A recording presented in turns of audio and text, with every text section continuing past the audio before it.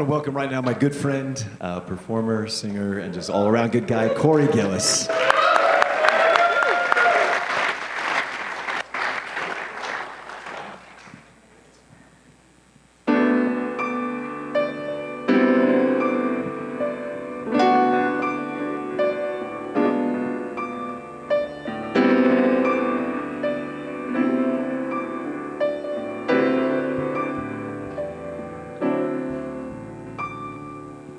Why should I feel discouraged? And why should the shadows come? Why should my heart feel lonely and long for heaven and home? When Jesus is my portion, a constant friend is He.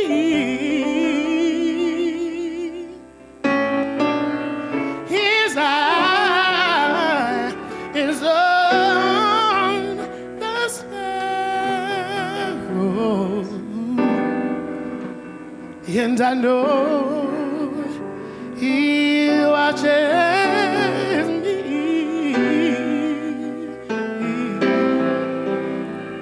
His eye is on the sparrow, and I know He watches over me. I sing because I'm happy, and I sing because I'm free.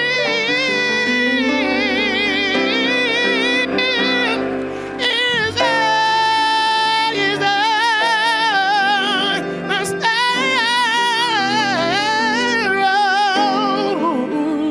and I know He watches. I know He watches. His eye is on the sparrow,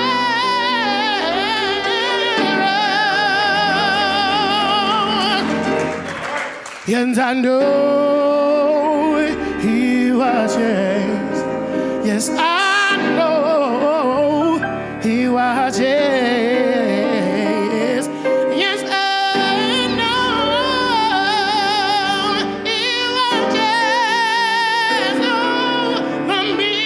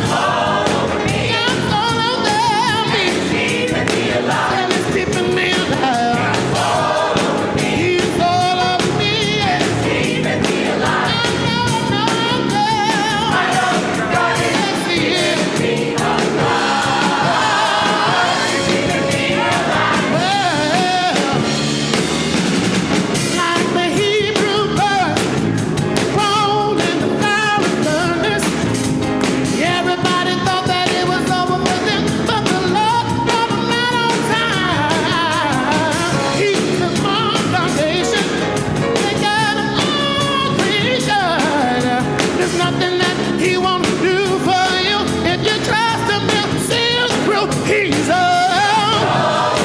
God's all over me. He's keeping me alive. God's all over me. Said he's keeping me alive. God's all over me.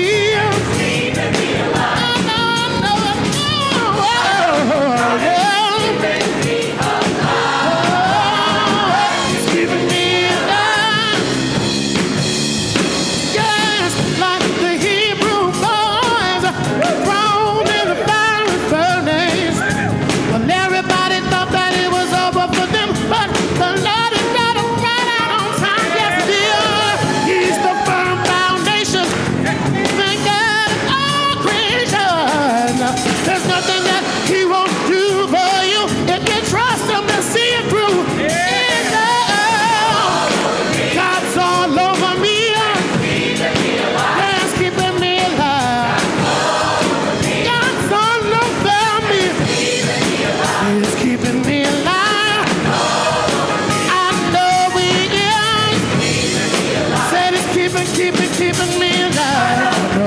I know, yes he is. Yes he is. Well, he's in my hands. He's in my hands, he's in my feet. I can hardly keep it still. He's in my spirit and my soul. I will never, never grow old. He's in my heart, he's in my mind.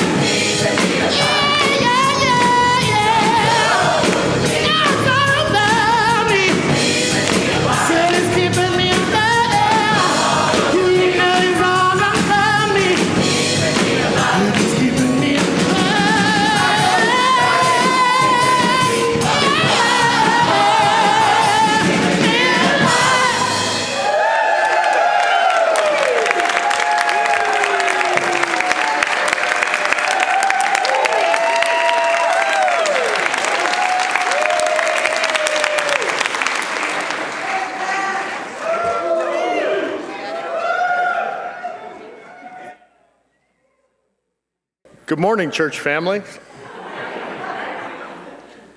This is a reading from the book of Numbers. Hear what God's Spirit is saying to you.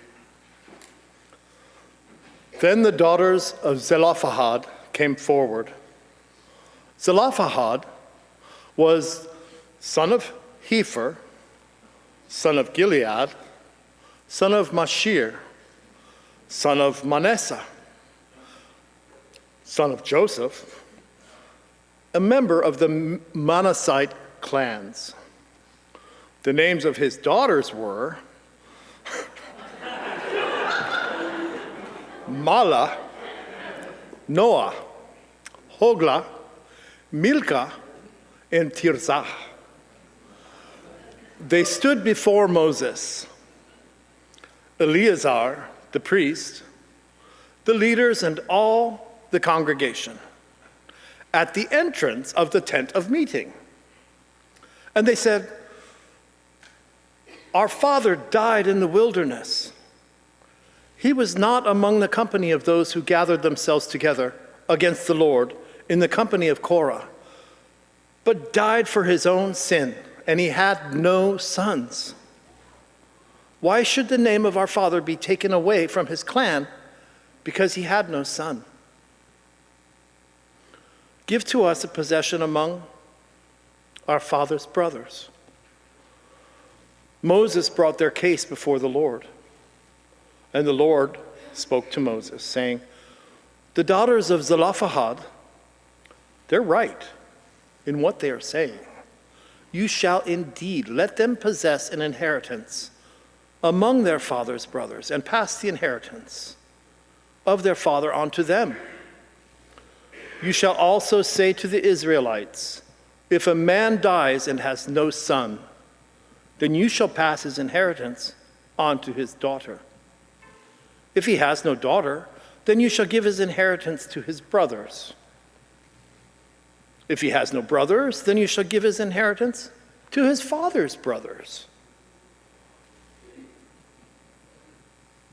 And if his father has no brothers, then you shall give the inheritance to the nearest kinsman of his clan, and he shall possess it. It shall be for the Israelites a statute, an ordinance, as the Lord commanded Moses." Here ends the reading of words that give us insight into God. May God grant us wisdom and courage for interpretation.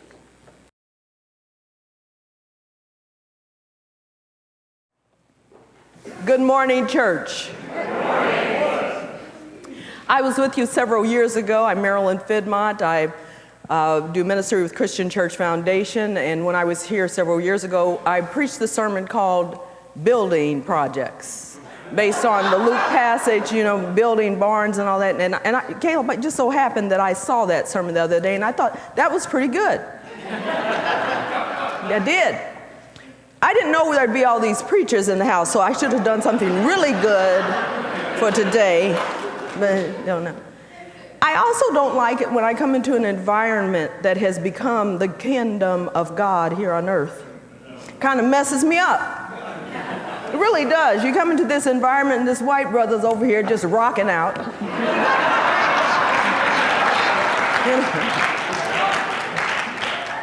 I'm expecting high church and you do that. And then, Corey, what's up with that? You doing Shirley Caesar and Georgia Mass Choir? and this group of folk just milling around, come up here, Norman. Norman, my husband, another retired clergyman, is a fabulous vocalist, comes from a family of vocalists, and these folks just meander up here, Norman, just carry on. And now I'm supposed to preach. And this seems reasonable to you folks, doesn't it? I am so delighted to be back. And now this is what I ask. Spirit of the living God. Spirit of the living God. Fall fresh on us. Come with me to an eavesdrop on a very public and yet private, soul-revealing, wrenching sense of rejection that many of us at some point or another experience. It's Black History Month, so we're going to talk about some stuff.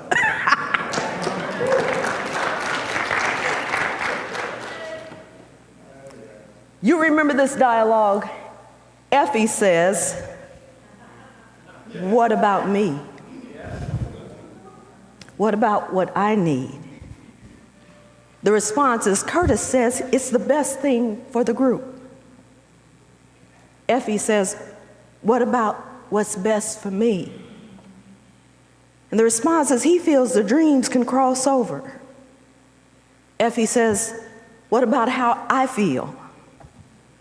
But when we're famous, I'll write great things for you, Effie. Do it for me. But what about me? What about me?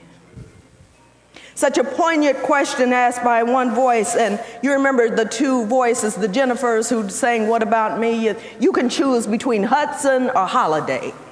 Whichever Jennifer you choose, those sisters belted that thing out, did they not? But this is a reflection for many of our lives, for millions of people who have been relegated to the insignificant and invisible due to circumstances beyond their control. And in this case, between these two main characters of Dream Girls, in that fleeting moment, you may see a reflection of your life when you've asked the universe, what about me? When your bright shining star has been eclipsed by a dust storm that has diminished your light. What about me? That's the question that fueled and seemed to embolden these tenacious sisters that we have in this text, and you did a better job of reading those names than I do.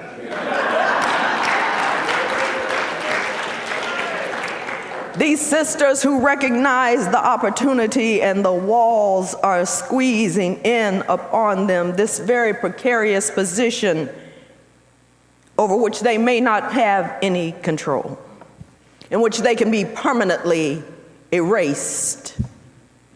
How many millions of people have been permanently erased? No inheritance, no legacy, no agency and capacity of their lives. What about me?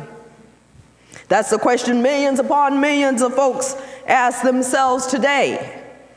As 2022 concluded, the estimate that there are 100 million people around the globe displaced. 1.2 of the global population, 32.5 million refugees, 53.2 internally displaced, 5.6 million asylum seekers, and a whole assortment of others in protective state, all asking the question, what about me? Forgotten, easily dismissed, led to be fuel for political fodder and pandering. They are somebody's child. And we know they're all children of the Most High God. No name in the street and no home in a country. I read this sermon, it says, where there's a great need for charity, where there's a great need for charity, there's probably a great need for justice. What about me? We may have uttered those words in the quiet, in the restlessness of sleepless nights when we've chewed through our own pillow, when the world did not align itself with what we had expected. We did not feel known even to ourselves. This text is as much about justice as it is about inheritance, and about those justice seekers. It is a prototype for the unexpected when the underdog wins, the easily disregarded. So 5 women could have slipped through the cracks of history, and that's assuming that they were even standing firmly on societal planks to begin with. Sisters whispering, sisters thinking and reasoning it out together. Time was of the essence. We know this story. A census had been taken of all the males over the age of 20. Like those boys were going to know what to do with some land. You know I'm telling the truth. The records would have been filed. God had instructed Moses, among these shall the land be apportioned as shares. Here it is again, among these, which means that some of y'all ain't among these. Some of us know what it's like to not be among these. Oh, I think some of us were 3/5, 3/8, some kind of portion of a person a couple of hundred years ago. We weren't accounted for among these. People who built this country, laid railroad tracks, weren't numbered among these. People who have a different culture, a different language, a different orientation, aren't numbered among these. Zelophehad's daughters had an understanding about what it meant to be fully human. They understood that it was about them. This was going to be divided up. Assignments were going to be made, and you were about to be eliminated. As Curtis Mayfield wrote, remember that song, "To be invisible will be my claim to fame, a girl with no name." Except these women decided they weren't going to be invisible. These sisters knew themselves, they knew each other, they knew one another's names, they knew they were heirs to the Egyptian slavery. That was their lineage. And when they were under the law that favored men, they also considered that they knew the law as well. They remembered their own daddy's history. He wasn't involved in the uprising in Numbers 16. He wasn't part of that. He was eligible to claim the land, and so were they. You know how important land is? I told you it's Black history. You're going to hear some things. My paternal part of my family, my maiden name is Scruggs. My paternal great-grandmother came to this country on a slave ship, Middle Passage. She was impregnated by the slave owner and had a child at 12 years old in 1852. My grandfather was born a slave.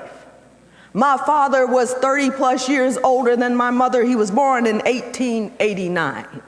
But my grandfather, when slavery ended, his father allowed him to buy some land.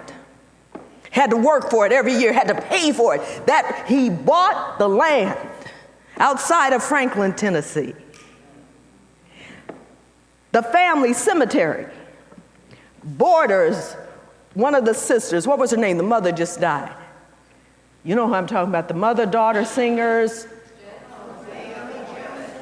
Yes, that's where the property is. Black folk between the Judds and the rest of the multimillionaires. My daddy, the last of the 8 children by the slave, by the son of the master, last one, was an heir to that property. My father was run out of Tennessee on more than one occasion, usually by a lynch mob, but the white side of the family would help him get out. My daddy was in Atchison, Kansas, an old retired preacher, and he said, "I never want to go back to Tennessee. I don't want anything to do with the land." You know, land is everything for black folks. You know that it's the same kind of thing. Land meant something. It was always said that the grandfather signed his will with an X, never learned how to write, but he worked and bought that property from his father, and he was determined to keep it in the family. Until in 2006 it was sold. He always said, don't forget and don't give up the land.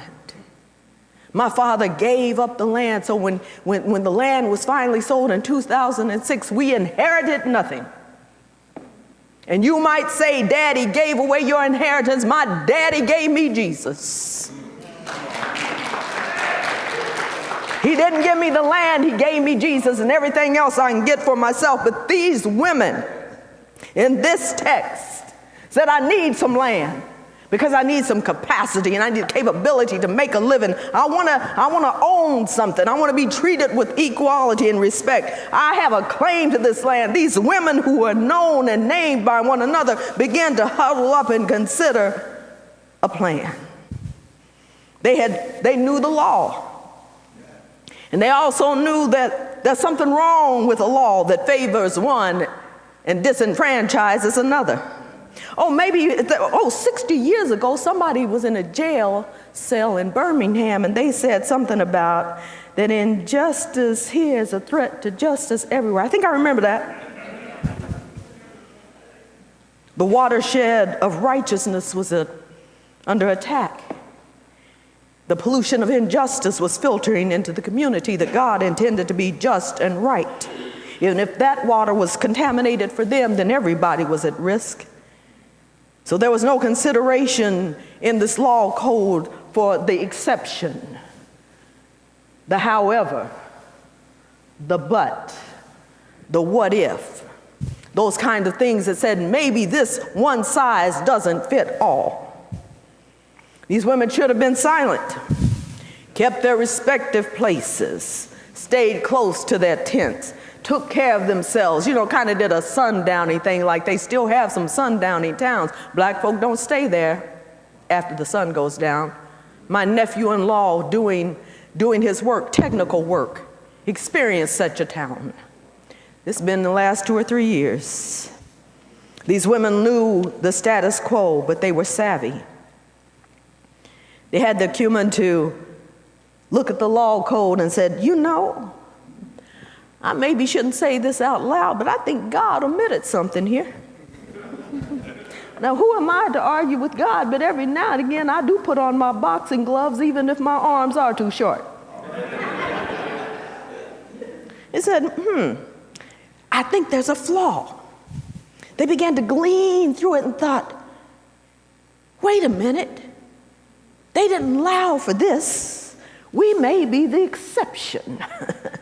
I watched an old movie the other day about the great debaters, that powerful small debate team from Wiley College in Marshall, Texas, deep East Texas. This was years and years ago that this debate team merged. They took on the Harvard University debate team, and they won. And James Farmer, who became famous in the civil rights movement, said that civil disobedience is a moral weapon in the fight for justice. Civil disobedience is a moral weapon in the fight for justice. The women took up a case against this law code, and they began plotting their argument like great debaters do, and realized the only weapon that they really did have was do that thing which may have been considered disobedient. They started plotting their argument, rehearsing their strategy, keeping vigilant in the market, gleaning intel at the water well to determine their process, a moral weapon in the fight for justice. Can you consider their movement from the shadows? These are shadow dwellers. Some of you know what it's like to be a shadow dweller. They don't like your kind around these parts. They create laws and put up signs. They argue about what kind of restroom you can use. You know what it's like. Their mere movement from the shadows into center stage. No mournful or pitiful, what about me? These women began to take on the attitude, what about me? What you gonna do with me? Because I'm not going away. What about me? No, we don't have a father, and we don't have any husbands. May not want one. We don't have any brothers. We don't have anyone who is giving us standing and capacity. You could easily dismiss us, but these sisters got together and began to plot their space and their ability to have some control over their lives. They began to work it out.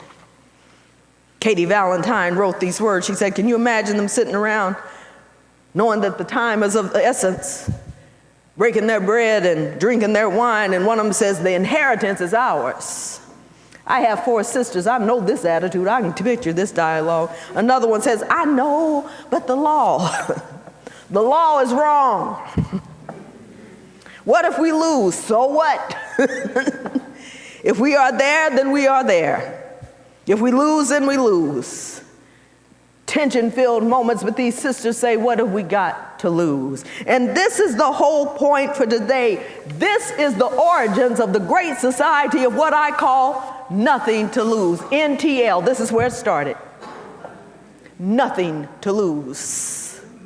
So these women move from the sidelines into center stage. They go into the sacred place where they shouldn't have been. And you know, when you ain't got nothing to lose, what you gonna do?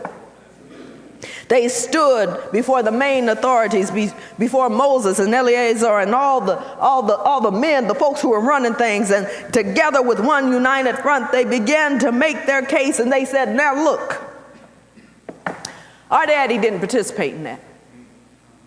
Now, he had his own mess. But it wasn't that mess. They knew about what it had been like to be slavery. And so these women move into the reality and make their case.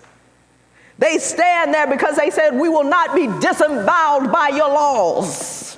We will not be disemboweled by bigotry and hate mongering or whatever it is. And that's what we are part of. We joined forces with these women because we have nothing to lose. We won't be paralyzed by this law. We're going to be empowered by what we know is right and just. And just like all other people since, these women make their case. The first case adjudicated, won by women. They represented themselves. Their case was so right that Moses didn't have anyone he could consult. He didn't have to go into chambers. He had to take their case straight to God. Every now and again, we got to take a case straight to God.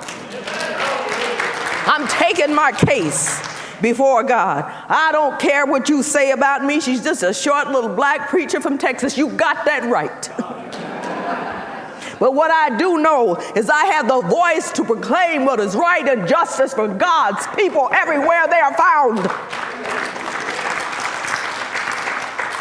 These women sniffed the air of possibility. A change was coming. They could feel it. They could test it in the air. The clock was ticking. The allocations were being made. Go bold or stay home. Go Chiefs. That's what I'm saying. But anyway,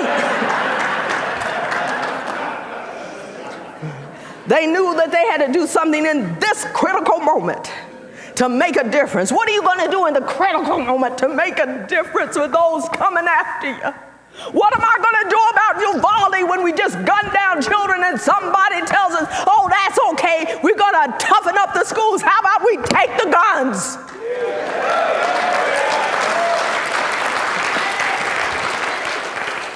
You're members of the great society of nothing to lose. You are risk takers. You are dirty deed doers for the sake of those who will be overrun by someone bigger and stronger and mightier. You are these women. You walk in there with them, bold enough to stand on what is right. Every now and again, you got to take a stand. Dr. King said, if you're not willing to die for something, you're not fit to live. Theodore Parker originally said it. The abolitionist in 1853 says, I do not pretend to understand the moral universe. The arc is a long one. My eye reaches but little ways. I cannot calculate the curve and complete the figure by experience of sight. I can divine it by conscience, and what I see, I'm sure it bends towards justice. King paraphrased that. The moral arc of the universe is long, and it bends towards justice, and every now and again we have to take our hammers and bend it and bend it and bend it. Civil disobedience is a moral response to injustice. And so we as imaginary card-carrying members of the Society of Nothing to Lose, we know what it's like. Because every now and again, somebody has to sit down on the bus and say, I ain't going nowhere. Every now and again, when a child has been brutalized, a missus still have to say, look at it, you did this. Every now and again, a young lady has to hold a camera for 8 minutes and 46 seconds so the world will know brutality is real. Laws that systematically eliminate another person's humanity and their dignity to be who they are have to be challenged. And look for the loopholes. Look for those folks who have been omitted. Look for those folks who are going to be stepped on by that law. There's nothing more sacred in life than to fight what we believe is worth fighting for. Here it was. Here it was. The origins of nothing to lose. Like those women in Guatemala or El Salvador, remember all their sons kept going missing. And every day the women would stand with a sign. Had nothing to lose. Women in Russia who keep writing newsletters to tell the truth because they have nothing to lose. Those of you who participate in organizations who say, what about the trans community, the alliance community, that you have nothing to lose by shoring up someone's humanity. Those of us who dare to say, why do we keep giving vouchers that is another form of school segregation? How about we say, let every child learn to read and write on equal terms and make sure they get fed while they're doing it. I'm an old woman. And I've got nothing to lose by standing firmly on the gospel that Jesus Christ has given me. And I don't need a fancy commercial to do it. I need to wake up every morning and say, what about me? Because universe, I'm still standing. You stand with me. I just need you to stand with me. I just need you to believe that we make a difference, that we are the change agents for the world. I need you to believe it. It isn't just being fun. I believe it's in the room. We have it in us. Be those 5 sisters. Just show up and say there's a loophole in the law and we're going to fix it. We're going to fix it. Black and white and brown and whoever's in this room, believe with me, we can fix it. What about me? What about me? Me. Maybe I really can make a difference. And if I die trying, I didn't lose, did I? May it be so with you, church. May it be so. Amen.